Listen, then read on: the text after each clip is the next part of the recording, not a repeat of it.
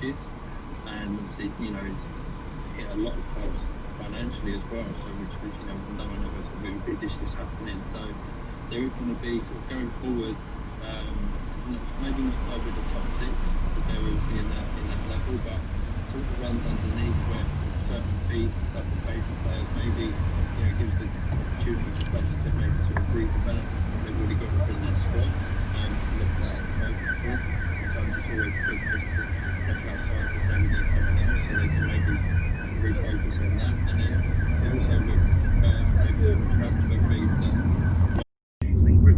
What advice do you have for them, and if they're concerned, should they speak to their GP? Thanks very much, Oliver. Precisely to the point in your question, there are those legal protections in law, absolutely, and we've been advising people to shield, but because the clinical advice is that it is safe to change that advice from the 1st of August,